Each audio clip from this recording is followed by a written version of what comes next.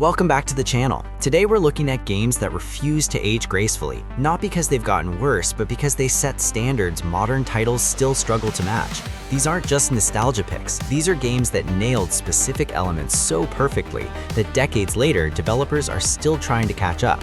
From revolutionary AI systems to narrative depth that puts current blockbusters to shame, let's count down 10 old games that continue to embarrass their modern counterparts. Skyrim remains the gold standard for open-world freedom and emergent gameplay. While newer RPGs often feature more polished graphics and refined combat, few match Skyrim's sense of boundless exploration and player agency. The game's modding community has kept it alive, but the base experience still outshines many contemporary titles in sheer world building. Every cave tells a story, every dungeon feels handcrafted rather than procedurally generated. Modern open-world games frequently overwhelm players with map markers and checklists, but Skyrim trusted players to simply wander and discover. The radiant quest system, environmental storytelling, and the way your character's skills genuinely shape your experience created something many current RPGs still can't replicate, a world that feels truly yours to inhabit. Mafia II delivered a period crime drama that prioritized narrative authenticity over sandbox chaos. While modern open-world games stuff their maps with endless distractions, Mafia II's restrained approach created something more memorable, a focused story set in a meticulously researched post-war America. The attention to historical detail, from fashion to music to architecture, remains unmatched. Vehicle handling had weight and consequence. The game understood that not every open world needs 100 side activities. Sometimes a compelling linear story within an atmospheric setting is enough. Combat felt brutal and consequential rather than trivial. Vito Scaletta's journey through the criminal underworld carried genuine dramatic weight because the game wasn't constantly interrupting with trivial errands. It's a reminder that focus can trump scope. GTA 4's physics system and attention to detail still outclass most modern open-world games. The Euphoria engine created character animations that responded dynamically to the environment in ways that felt shockingly realistic. Every shootout became unpredictable as enemies stumbled, grabbed for support, and reacted to wounds authentically. The vehicle handling, while initially divisive, featured actual weight and momentum that made driving engaging rather than arcade simple. Liberty City felt alive in ways many current cities don't. Pedestrians with routines, radio stations with genuine personality, and a density of detail that rewarded observation. Niko Bellic's story tackled themes of immigration and the American dream with surprising nuance. While GTA 5 emphasized spectacle, GTA 4 prioritized believability, creating a world that felt grounded despite its chaos. Max Payne 2's bullet-time gunplay still embarrasses modern shooters.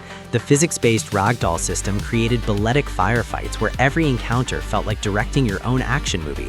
Remedy Entertainment understood that slow motion isn't just a gimmick, it's a storytelling tool. The Noir narrative, told through graphic novel cutscenes, delivered a genuinely mature crime story filled with betrayal and tragedy. Level design encouraged creative approaches to combat, with destructible environments that reacted believably to gunfire. The game ran beautifully even on modest hardware while maintaining its visual ambition. Despite technological advances, few modern third-person shooters capture this same kinetic intensity. The writing never talked down to players, assuming they'd appreciate complexity and ambiguity. It remains a masterclass in focused game design. Just Cause 2's playground of destruction and freedom of movement still embarrasses more recent sandbox games. The grappling hook and parachute combination created traversal mechanics that were endlessly entertaining, turning simple navigation into joyful experimentation. The island of Panau offered genuine variety. Deserts, jungles, snowy mountains, and cities all felt distinct.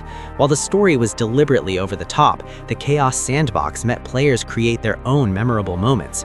Physics-based destruction meant every military base assault could unfold differently based on your approach.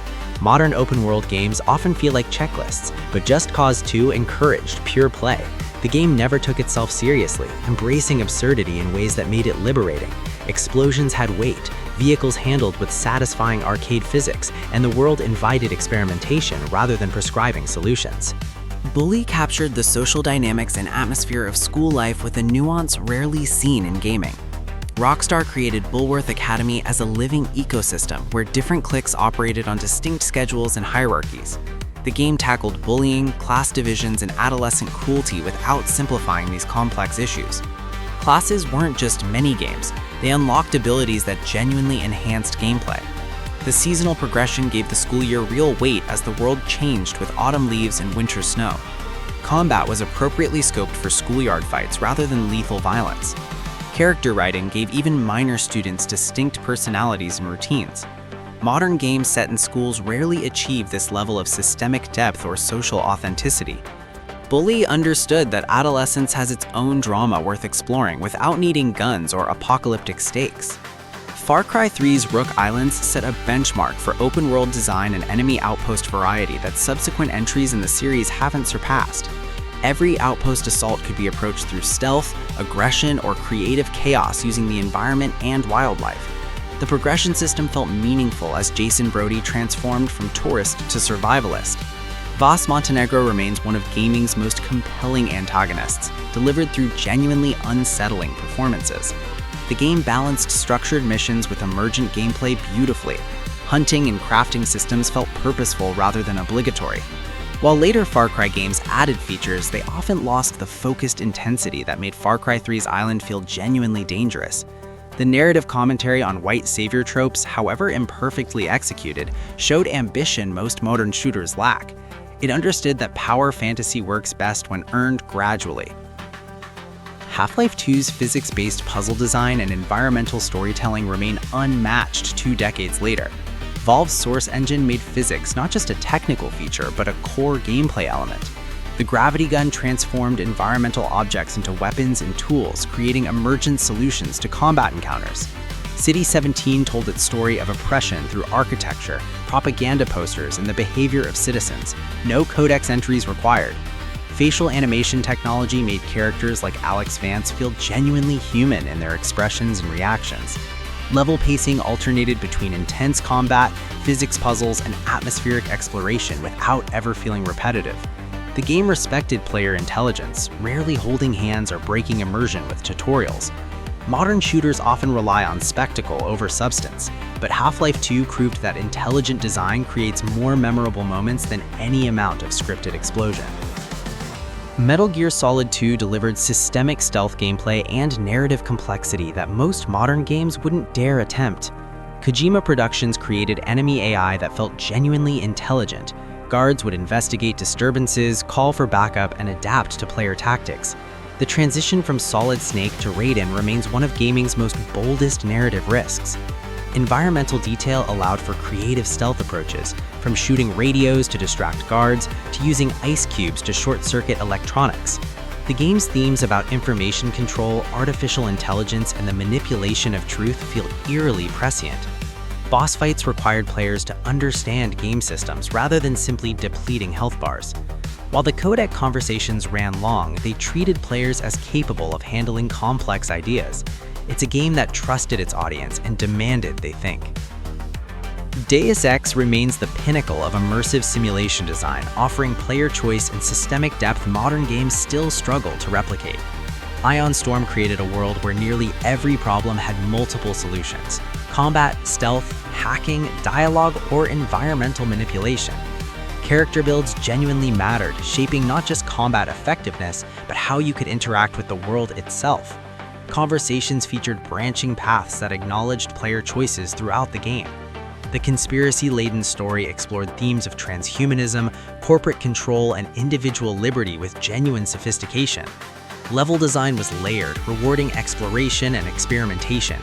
Modern games often present the illusion of choice, but Deus Ex delivered actual systemic reactivity. Despite primitive graphics, the game's design philosophy of respecting player agency and intelligence created something timeless.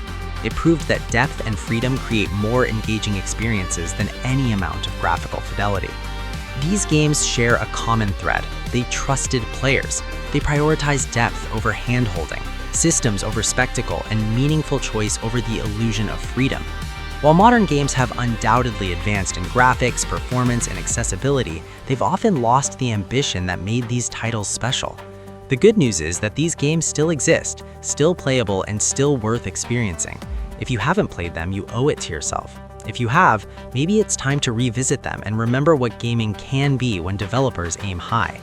Thanks for watching, and let us know in the comments which old game you think still shows up modern releases.